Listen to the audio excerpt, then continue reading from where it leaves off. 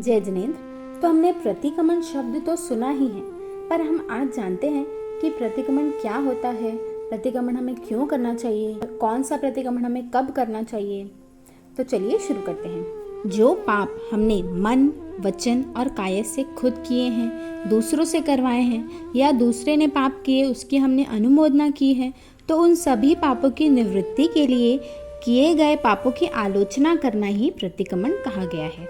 हमसे जो भी पाप कार्य हुआ है उसकी क्षमा याचना के लिए हमें प्रतिक्रमण करना चाहिए।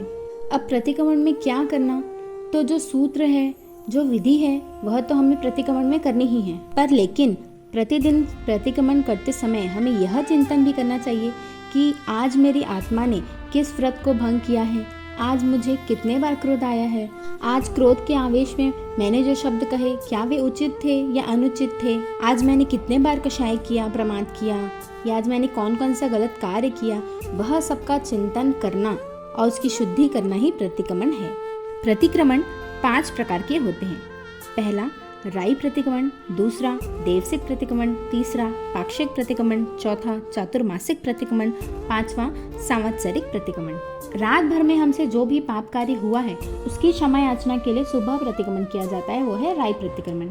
जो दिन भर में हमसे जो भी पाप कार्य हुए हैं उसकी क्षमा याचना के लिए शाम को प्रतिक्रमण किया जाता है, उसे कहते हैं देवसिक प्रतिक्रमण। 15 दिन में किए गए पाप कार्य की क्षमा याचना के लिए आलोचना के लिए जो प्रतिक्रमण किया जाता है उसे पाक्षिक प्रतिक्रमण कहते हैं, जो कि हर 14 को किया जाता है।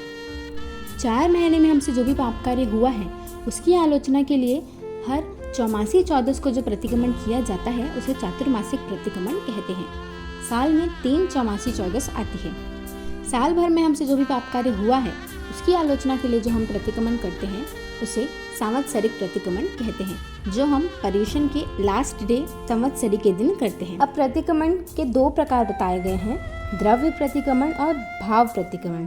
द्रव्य प्रतिक्रमण मतलब कि वो व्यक्ति जो डेली प्रतिक्रमण तो करता है पर भाव से नहीं करता, सिर्फ दिखावा या फिर एक बोल सकते हैं प्रोसेस, करना है तो बस करना है। बस वो प्रतिक्रमण का जो सूत्र है वो बोलता जाता है, उसके मन में चिंतन का भाव ही नहीं आता कि मैंने आज कौन सा पाप किया है या मुझे कल ये पाप नहीं करना है। वो बस आज मिक्षामि दुक्कडम बोलता और बार बार वह गलती करते ही जाता, उसे द्रव्य प्रतिक्रमण कहते हैं। तो जैसी शुद्धि प्रतिक्रमण में होनी चाहिए वह शुद्धि द्रव्य प्रतिक्रमण में नहीं हो पाती।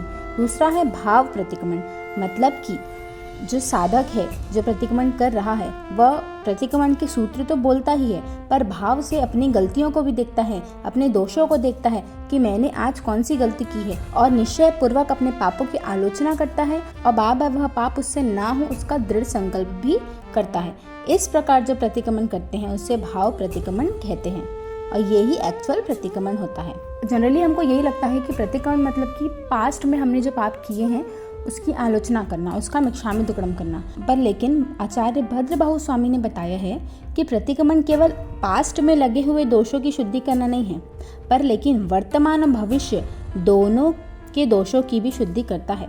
जैसे कि पास्ट में जो हमने गलती की उसका तो हम मिक्षामि दुक्कडम कर ही रहे हैं कि आज मुझसे दिन भर में क्या क्या गलती हुई, पर वर्तमान प्रेजेंट में हम ऑलरेडी समाइक में हैं, हमारा चिंतन मनन चल रहा है, तो हम अभी प्रेजेंट के लिए भी सारे पापों से दूर हो गए और हम भविष्य के लिए भी संकल्प करते हैं प्रतिक्रमण में कि मुझसे अब ये पाप नहीं हो दोबारा से, अब मुझे ध्यान रखना है। तो इस प्रकार से प्रतिक्रमण में पास्ट, प्रेजेंट और फ्यूचर तीनों के दोषों की शुद्धि करता है।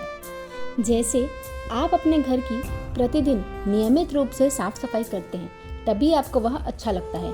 क्या आप साल में एक बार साफ सफाई करोगे तो चलेगा कि आप दिवाली की सफाई बस करें? नहीं चलेगा ना। उसी प्रकार हमारी आत्मा में जो बुरे कर्म लगे हैं उसकी भी आलोचना हमें प्रतिदिन करनी चाहिए। तो पर आप बोलोगे कि अगर हम हर रोज प्रतिक्रमण कर रहे हैं तो फिर पाक्षिक प्रतिक्रमण, चातुर्मासिक, सांवत्सरिक प्रतिक्रमण की आवश्यकता ही क्या है? तो जैसे कि अपने घर की सफाई हम हर दिन करते हैं, पर लेकिन कोई फेस्टिवल हो या जैसे दिवाली हो गया तो उसके लिए हम उसकी विशेष सफाई करते हैं, उसी तरह हर दिन प्रतिक्रमण में पापों की आलोचना की जाती है, पर लेकिन पर्व के दिनों में विशेष रूप से जागरूक रहकर जीवन का निरीक्षण और परीक्षण और पाप का प्रक्षालन किया जाता है। अब जैसे यह तो हम सबको पता है कि जो पर्व के दिन होते हैं जैसे कि 14, चौमासिक 14, संवत्सरी, इन दिनों में जो काल का बल होता है वह बहुत ही ज्यादा प्रभावशाली होता है, तो इसलिए उन दिनों में किए गए प्रतिक्रमण से जो हमारे बचे हुए गहरे पाप हैं, जिसका डेली प्रतिक्रमण करने से भी आलोचना नहीं हुई है, उन गहरे पापों का भी विशेष रूप से प्रक्षालन हो जाता है। तो हमें हर दिन चिंतन करना है कि यह पाप मुझसे फिर से ना हो, अपने दोषों का चिंतन करना है। यह एक दिन में संभव नहीं है, पर जब हम हर दिन चिंतन करेंगे, अपने दोषों को देखेंगे, तो एक दिन ऐसा भी ज़रूर आएगा कि जब वह पाप करने की बारी आएगी तब हम सतर्क हो जाएंगे कि नहीं, यह पाप मुझे नहीं करना है। तो आप भी धीरे धीरे स्टार्ट करिए। हमें बस प्रभु के मार्ग पर चलना है। जो भी हमारे प्रभु ने बताया है, हमें बस उन चीज़ों को, उन विधियों को धीरे धीरे अपनी लाइफस्टाइल में अडॉप्ट करना है, क्योंकि प्रभु ने तो हमें यह सब सिर्फ हमारे कल्याण के लिए ही बताया है। इसे हम एक एग्जाम्पल से समझते हैं कि जैसे हमें कहीं अगर घूमने जाना है तो हम सिर्फ अच्छे कपड़े ही ले जाएंगे, अच्छी चीज़ें ही ले जाएंगे। हम अपने साथ बुरी चीज़ें, बुरे कपड़े ले जाना बिल्कुल पसंद नहीं करेंगे। उसी प्रकार जैसे कि हम जब इस भाव से दूसरे भाव में जाएंगे तो अपनी आत्मा के साथ क्या आप इतना सारा बोझ ले जाना चाहते हो? अच्छे कर्म तो हमने करे हैं, पर लेकिन क्या आप इतने सारे बुरे कर्म भी ले जाना चाहते हो? नहीं ना। तो उसके लिए हमें डेली प्रतिक्रमण करना पड़ेगा। आप डेली नहीं कर सकते, संडे संडे तो स्टार्ट करिए कि हाँ भाई, हफ्ते में इस दिन तो मुझे प्रतिक्रमण करना ही है। और हर दिन प्रतिक्रमण करने से आपकी आत्मा इतनी लाइट वेटेड हो जाएगी, आपके बुरे कर्म इस तरह से नाश होंगे कि आपको पता ही नहीं चलेगा। और इस तरह से हमारी सदगति भी संभव है। परमात्मा की आज्ञा विरुद्ध कुछ कहा हो तो मैं क्षामि दुक्रम। जय जिन सशम।